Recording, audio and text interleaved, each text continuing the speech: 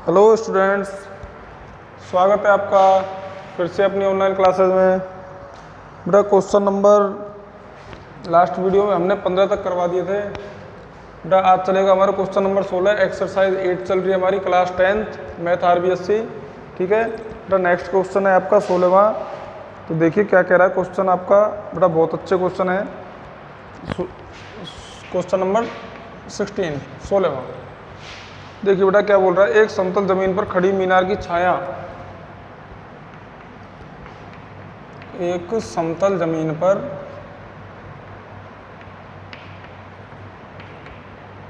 खड़ी मीनार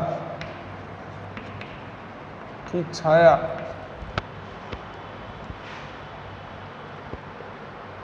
की लंबाई उस स्थिति में 40 मीटर अधिक लंबी हो जाती है। छाया की लंबाई उस स्थिति में 40 मीटर अधिक लंबी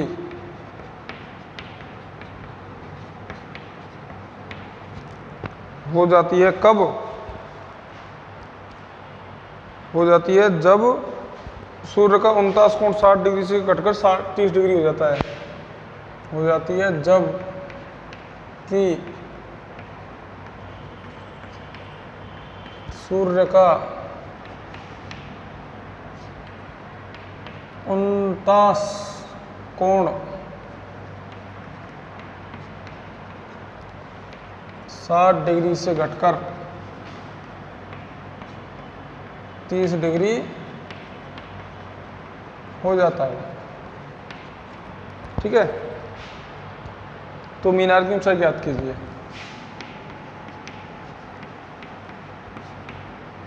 तो मीनार की ऊंचाई ज्ञात कीजिए।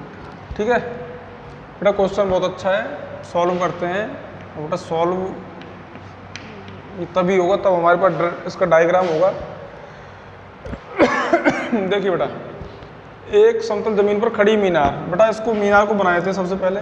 ठीक है, खड़ी मीनार की छाया उस स्थिति में अधिक लंबी हो जाती है, 40 मीटर अधिक लंबी हो जाती है जब सूर्य का उन्नयन कोण, बेटा 49 कोण को उन्नयन कोण कहते हैं, 60 डिग्री से घटकर 30 डिग्री हो जाता है। तो बेटा मान के चलो यहाँ पर इसका उन्नयन कोण है 60 डिग्री। ये बना दिया बेटा, इसका उन्नयन कोण कितना है? 60 डिग्री।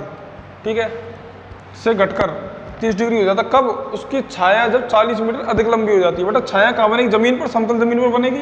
बेटा 40 मीटर, इस छाया को हमने 40 मीटर और बढ़ा दिया यहाँ तक। तो बेटा छाया की लंबाई कितने मीटर बढ़ गई? 40 मीटर बढ़ गई। कब? जब उसका उन्नयन कोण 60 डिग्री से घटकर यहाँ पर कितना हो जाता है? 30 डिग्री हो जाता है। तो यहाँ पर कितना हो गया? 30 डिग्री।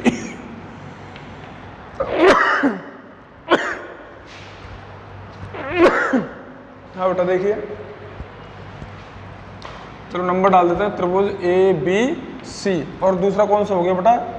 ABD। ठीक है, हमें ओनली समकोण त्रिभुज लेने हैं। ठीक है ना। और बेटा BC को मान लेते हैं हम X। और हमसे पूछ क्या रहा है? पूछ रहा है बेटा तो मीनार की ऊंचाई ज्ञात कीजिए। बेटा मीनार की ऊंचाई को क्या मान लेते हैं हम? H की। ठीक है, सबसे पहले यही लिखना है हमें। माना मीनार की ऊंचाई बराबर H मीटर। ठीक है, तो बेटा मीनार की ऊंचाई तो होगी H मीटर। अब देखिए त्रिभुज ले लीजिए, कोई सा भी त्रिभुज ABC में। ठीक है, तो बेटा त्रिभुज ABC में थीटा कितने का है? 60 का। और थीटा के सामने वाली भुजा लंब। लंब हमसे पूछ रहा है बेटा ऊंचाई का मान। और बेटा आधार का मान हमें इससे संबंधित दिया हुआ 40 मीटर। लेकिन बेटा यहाँ पर आधार हमने क्या मान लिया? X। तो लंब और आधार में कौन सा फॉर्मूला अप्लाई होता है? tan का। तो tan theta is equal to लंब अपॉन आधार। tan थीटा का मान 60 है, लंब का मान H है, आधार का मान X है। ठीक है, tan 60 का मान √3 is equal to H upon X। बेटा यहाँ से चलो मान निकाल लेते हैं। H इज इक्वल टू, इसके नीचे अपॉन में 1 मान लेते हैं। ठीक है, बराबर √3x। बेटा H का मान तो ये आ गया। ठीक है ना। चलो इसको समीकरण नंबर 1 डाल देते हैं। नेक्स्ट आपका त्रिभुज कौन सा है? त्रिभुज ए बी डी। त्रिभुज ए बी डी में, चलो एक सेकंड रुको बेटा, साइड में ही करता हूँ क्योंकि यहाँ से हमें x का मान निकालना पड़ेगा आगे चल के। तो त्रिभुज ए बी डी में, इसमें कोण कितने का बेटा? थीटा इज इक्वल टू 30, ठीक है ना बेटा। थीटा का मान है 30 डिग्री। तो आगे देखिए, तो बेटा इसमें आधार कितने का है? आधार ए बी डी में आधार देखिए बेटा, यहाँ से यहाँ तक तो है वैल्यू x की, और यहाँ से यहाँ तक वैल्यू कितनी है? 40 की। तो बेटा x प्लस 40 दोनों जुड़ जाएंगे, ठीक है ना। तो बेटा थीटा, हमें आधार तो दिया हुआ है x प्लस 40 का, और लंब दिया हुआ है h का। तो लंब और आधार में कौन सा फॉर्मूला? tan का। लंब बटे आधार, tan थीटा का मान कितना है बेटा? 30। लंब का मान कितना है? h बटे आधार का मान कितना है? x प्लस 40, ठीक है।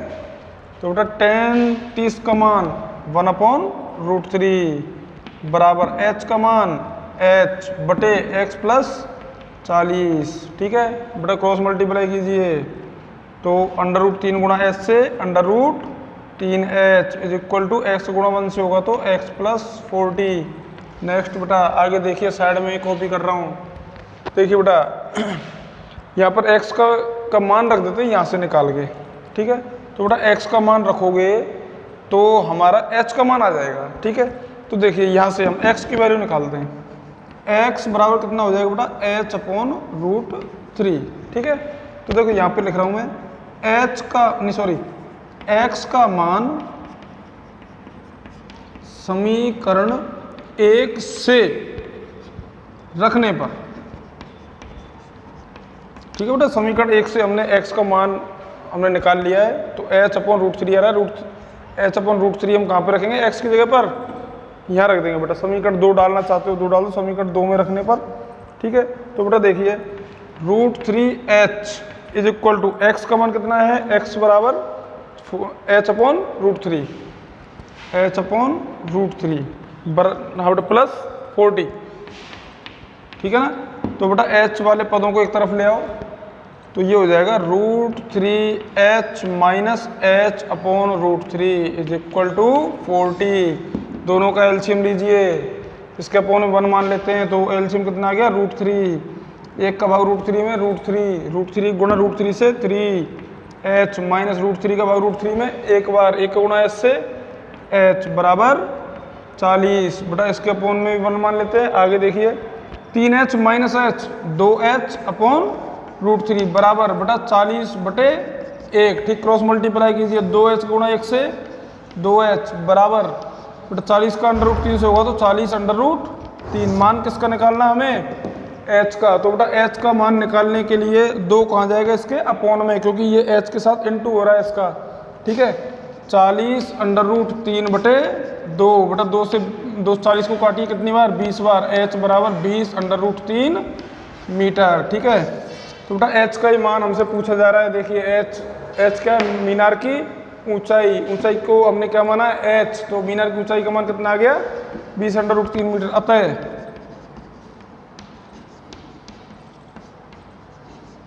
अतः मीनार की ऊंचाई h is equal to 20/√3 metre. और बेटा ये हो गया हमारा आंसर, ठीक है बेटा। क्वेश्चन अच्छा है, अच्छे से सॉल्व करें, अच्छे से समझें इसको, ठीक है। और कॉपी करिए फटाफट। और नेक्स्ट क्वेश्चन मैं आपका नोट कर रहा हूँ, क्वेश्चन नंबर 17।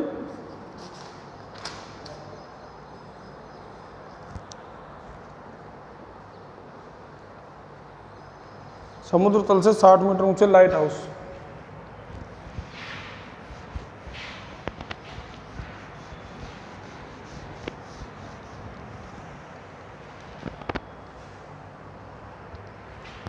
क्वेश्चन,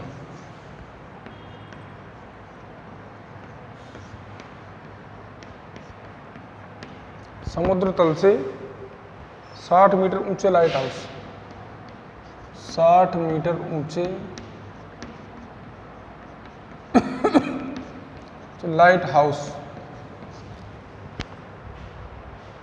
के शिखर से देखने पर,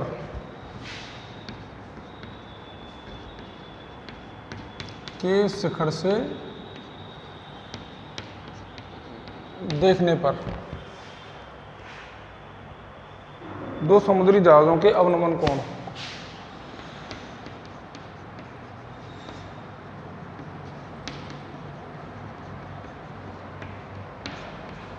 जहाज़ों के अवनमन कोण,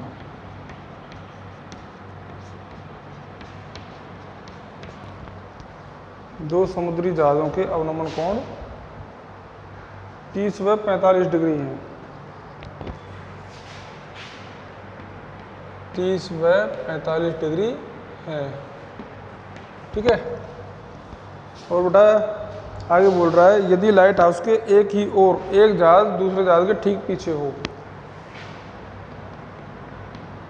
लाइट हाउस के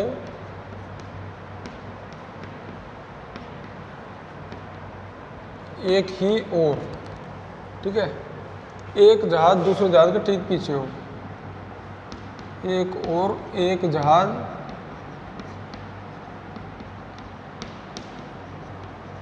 दूसरे जहाज के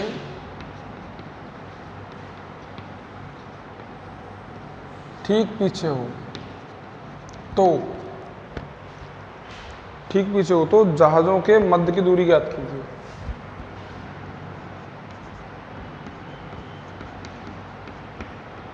तो जहाज़ों के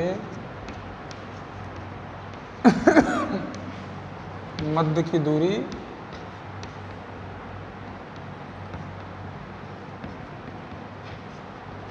ज्ञात कीजिए। ठीक है बेटा, क्वेश्चन अच्छा है, बहुत अच्छा क्वेश्चन है। सॉल्व करते, मैं इसको साफ कर रहा हूँ।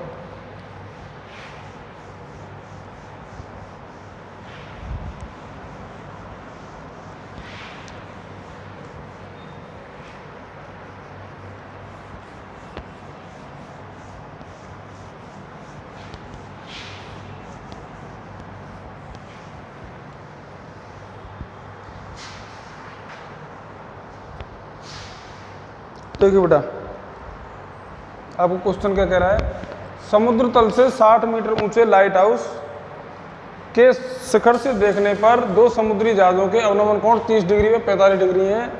लाइट हाउस के एक ही ओर एक जहाज दूसरे जहाज के ठीक पीछे हो तो जहाज़ों के मध्य की दूरी ज्ञात कीजिए। तो बेटा देखिए, सॉल्व करते हैं क्वेश्चन को, डायग्राम बनाते हैं। बेटा समुद्र तल से 60 मीटर ऊंचे लाइट हाउस, बेटा कोई लाइट हाउस है ये रहा। ठीक है, इससे अपन देखो लाइट वो होती है जिससे लाइट बेटा प्रकाश डाला जा रहा है, यानी कि जहाज यहाँ से दिख रहा है हमें, ठीक है, प्रकाश के द्वारा। तो बेटा समुद्र तल ये हो गया, समुद्र तल से इसकी ऊंचाई कितनी है 60 मीटर, लाइट हाउस की ऊंचाई है 60 मीटर। बिंदु ए डाल देता हूँ यहाँ पे। ठीक है, के शिखर से देखने पर दो समुद्री जहाज़ों के अवनमन कोण, बेटा दो समुद्री जहाज हैं और आगे उसमें क्वेश्चन दिया हुआ है एक जहाज ठीक उसके पीछे है। ठीक है, एक जहाज तो ये हो गया बिंदु सी पर और ये बिंदु डी पर, ये बिंदु बी मान लो इसको। ठीक है, हाँ बेटा, तो इसके अवनमन कोण है 30 डिग्री में 45 डिग्री। तो बेटा एक कोण तो ये बन गया और एक कोण ये बन गया। तो बेटा ये कोण तो है आपका 30 डिग्री और ये कोण है आपका 45 डिग्री। ठीक है बेटा, ये कोण 30 का है ये वाला, तो ये 30 का है तो ये वाला कितने का होगा 30 का। ठीक है बेटा, अवनमन कोण और उन्नयन कोण हमारे समान होते हैं। ठीक है, और बेटा ये कोण 45 का है तो ये भी कितने का होगा आपका 45 का। ठीक है, अब बेटा वो क्या कह रहा है कि लाइट हाउस के एक ही ओर एक जहाज दूसरे जहाज के ठीक पीछे हो तो जहाज़ों के मध्य की दूरी ज्ञात कीजिए। और बेटा और उसने कुछ दे नहीं रखा है इसमें, तो देखिए दोनों जहाज़ों के मध्य की दूरी कितनी मान लेते हैं x। ठीक है ना, तो बेटा माना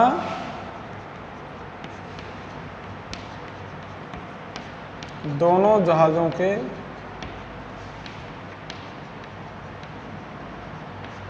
मध्य की दूरी CD है, CD बराबर x मीटर। ठीक है, अब बेटा उसकी ऊंचाई कितनी है लाइट हाउस की ऊंचाई, h का मान यानी लंब का मान, थीटा के सामने वाली भुजा लंब होती है तो लंब का मान कितना है 60 मीटर, AB बराबर 60 मीटर। ठीक है, और बेटा BC कितने की मान लेते हैं हम, y की मान लेते हैं। ठीक है ना, तो बेटा y का मान तो हम आसानी निकाल सकते हैं, तो देखिए त्रिभुज ए बी सी में त्रिभुज ए बी सी में बेटा थीटा कितने का है हमारा, थीटा है 45 डिग्री। थीटा के सामने वाली भुजा लंब दे रखी है और बेटा आधार हमसे पूछा जा रहा है, तो लंब और आधार में tan थीटा, तो tan थीटा बराबर लंब बटे आधार। tan थीटा का मान कितना है बेटा 45, लंब का मान है हमारा, थीटा के सामने वाली भुजा लंब 60 की है, बटे आधार का मान y मान लिया बेटा हमने, ठीक है। तो tan 45 का मान 1 बराबर 60/y, बेटा इसके अपॉन 1 मान लेते हैं, 1 × y, y is equal to 1 × 60, 60। तो बेटा y क्या आ गई हमारी BC, ठीक है। हाँ बेटा अब कौन सा त्रिभुज ले लें अपन दूसरा, बेटा आपको त्रिभुज कौन सा बन रहा है, दूसरा समकोण त्रिभुज ABD, ठीक है। त्रिभुज ABD में बेटा ध्यान रखना प्रत्येक क्वेश्चन में हमारे 2 त्रिभुज बन रहे हैं, तो हमें ये वाला त्रिभुज नहीं लेना, छोटा वाला तो बेटा लेना ही नहीं है, हमेशा समकोण त्रिभुज लेना है, ठीक है। तो देखिए त्रिभुज ABD और एक समकोण कौन सा था हमारा ABC और दूसरा कौन सा हो गया ABD, ठीक है। तो बेटा ABD में हमें थीटा का मान कितना दिया हुआ है 30, ठीक है। और बेटा आधार कितने का हो जाएगा, आधार हो जाएगा y + x, ठीक है। बेटा यहाँ से यहाँ तक तो है y का और यहाँ से यहाँ तक है x का, हमें मान किसका निकालना है, C से लेकर के D तक की दूरी का मान निकालना है, ठीक है। दोनों जहाजों के मध्य की दूरी, एक जहाज C पर और एक जहाज D बिंदु पर है, तो बेटा दोनों के मध्य की दूरी को क्या माना है x, तो हमें x का मान ज्ञात करना है, ठीक है।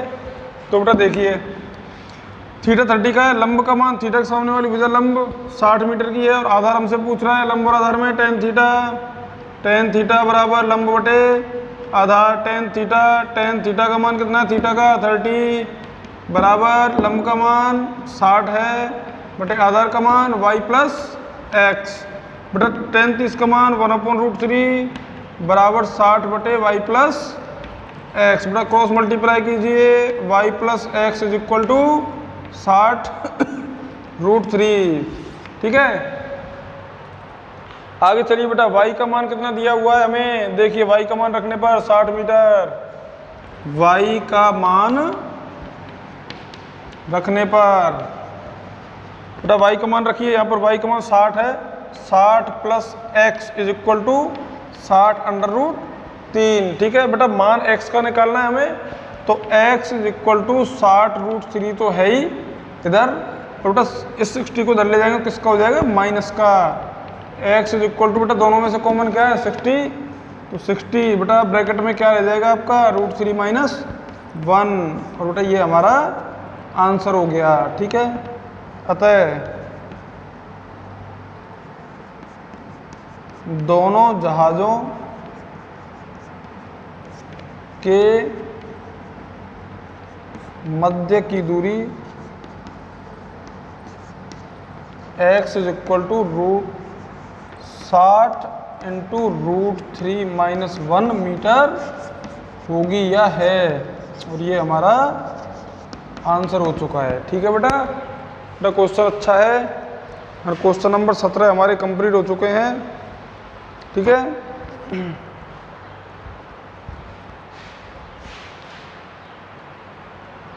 हाँ बेटा क्वेश्चन अच्छे से कॉपी करें, ठीक है ना, अच्छे से देखें क्वेश्चन को।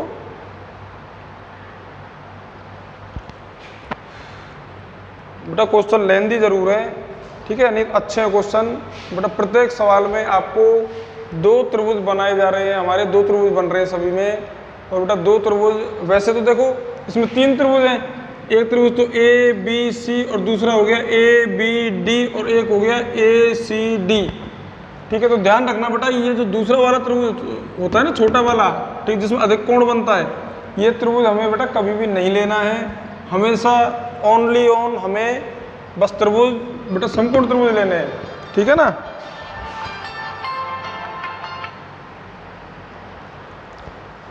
और बेटा आज के लिए इतना काफ़ी है, ठीक है। नेक्स्ट वीडियो में हम बेटा आगे के क्वेश्चन आपको करवाएंगे। All the best students.